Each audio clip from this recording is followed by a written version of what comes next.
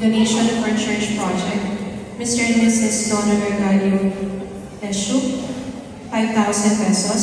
Vice Mayor J. Ubaldo and Mrs. Lori Ubaldo, 5,000 pesos. Nita G. Nambas, 1,000 pesos. Rosario Garrido, 5,000 pesos. For a total of 16,000 pesos. Just Bábaras po sa Ilocos.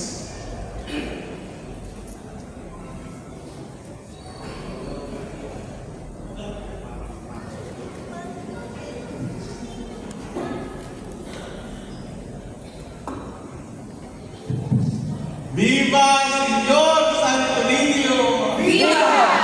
Kapangan na kaya?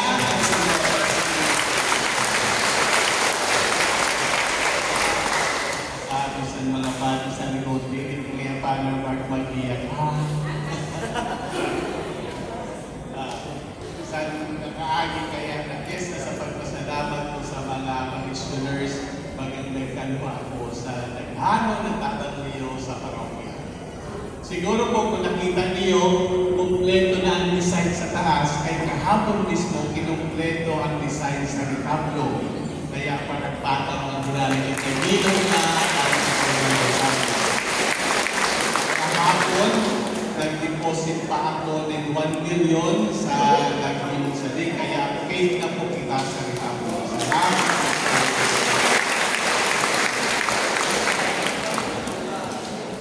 Igwa pa kitang sarong project ng shelter home.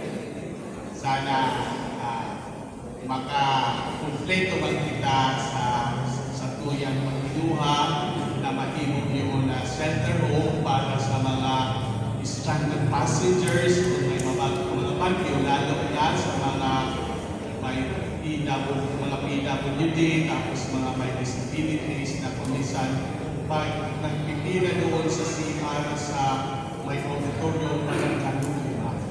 So this is our next project.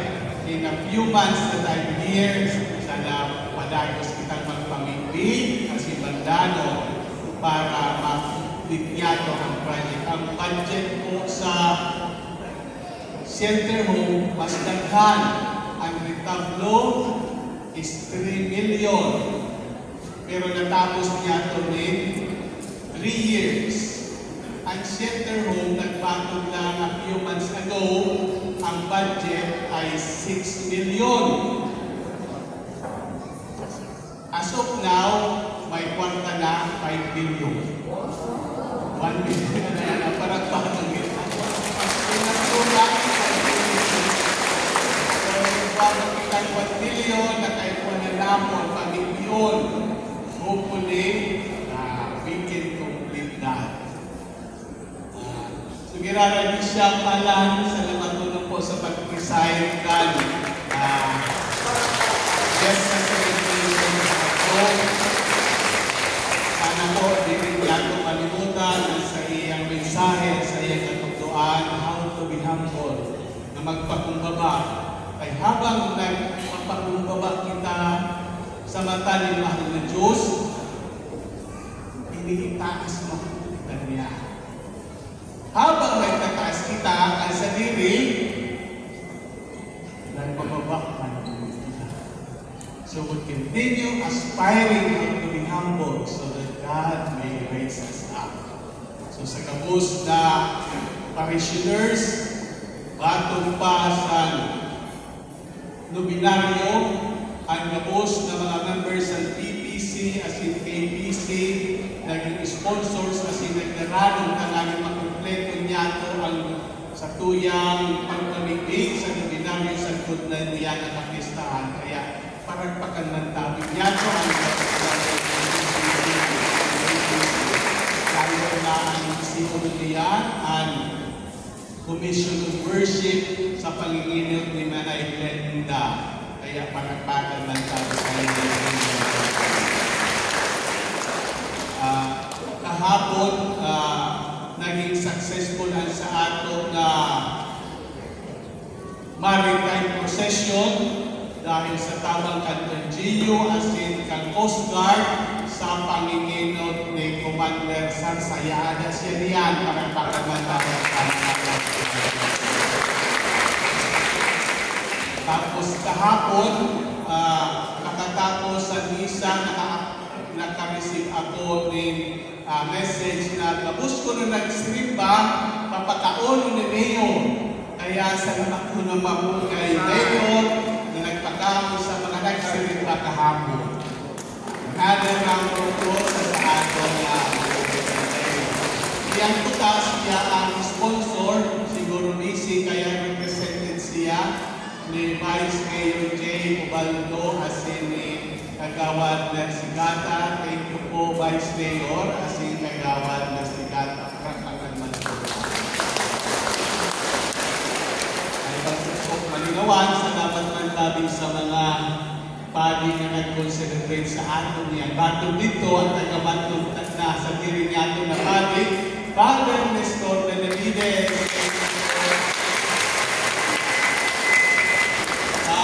Kevin Gandano sa ulan, parang salamat Father Kevin. Ang sunod, Father Kikawi na ay priest, kay Mao yun ang alakaw, pinag-alakaw sa among hindi na pagi. Mao po siya ang rector ng High School Seminary, Father Silent Tito. Ang next po sa iya, ang President ng Veritas College, Father Odin Ariola. Tapos ang Parish Priest kan Santa Magdalena, kay kakaning man lang yato, yaman ni Father Edgar Trioque.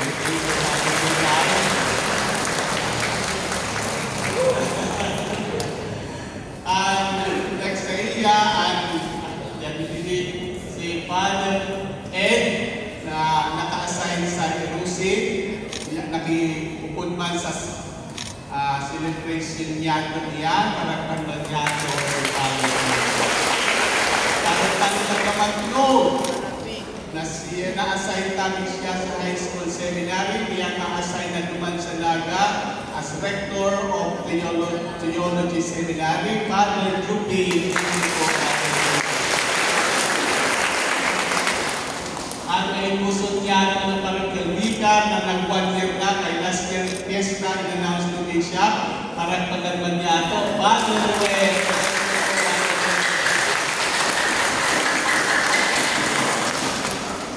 Sa mga nagharatag po ng kaunoon para pagpakaroon niya sa mga bisita, naghatag yata si Manay Susan Sinlitjo, tapos ang iba na mga members ng PTC, iba-iba, karaktakan man tayo yan.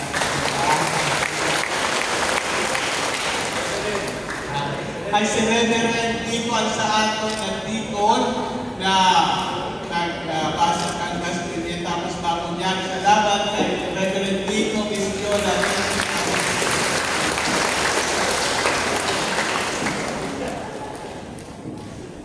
Kayong konosin, soltero nagtitinda isda doon sa plaza. Tapos, nagbali sa iya ang daniso na daraga na crush niya. Sabi sa daraga, tagpira man tabi ang kilo sa isda. Sabi sa soltero na parating ng isda, 100 lang sa ibo. Kay crush niya, sabi, 100 lang. Naghatag man po ini na daraga na magayon-gayon, 200 pesos. Sabi, mabakali man ako ni 1 kilo lang. Naghatag sin 200. Nagkirawi ang kilo? 100. Latag sa iya ang isda, inumulat ang ulit sa daraga ng babae. Sabi sa daraga, asa na ang suklit ko? Sabi ko doon sa lalaki, ikaw nga, hindi mo sinusuklian ang pag-ibig ko. Kaya wala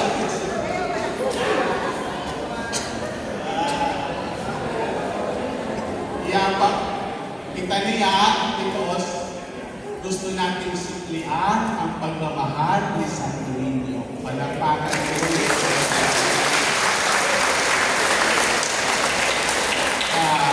Kaya po, paglabas din natin dito, palagi nating suklian ang kanyang pagmamahal. Every time we meet a brother or a sister who are in need. At alam natin na pagdating ng panahon, lahat tayo kanyang dadali sa kanyang kaharian.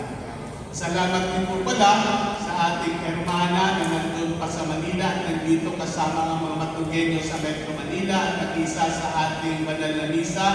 Ate Judith Tanael, palakpakan sa kanya, si Kuya Roby, sabi niya, matunid siya ng malaking electric pan doon sa taas, palakpakan kay Kuya Roby. Next is na meron na tayong malaking electric fan dito sa taas. Sino pa ba ang nakalimutan?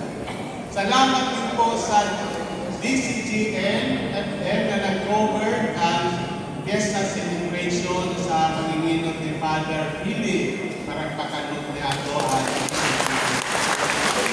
salamat sa magaling na kanta sa Juan. Paragpakan man tayo niya. Salamat sa mga sponsors niyan. Ako po si Manay Rolling sa Nanay Glenda. Paragpakan man tayo niya. Sa mga tuwing ko po na sambit, God knows your desire to love and serve Him. Diyos po ang magbalo sa iyo. God bless you po. Salamat.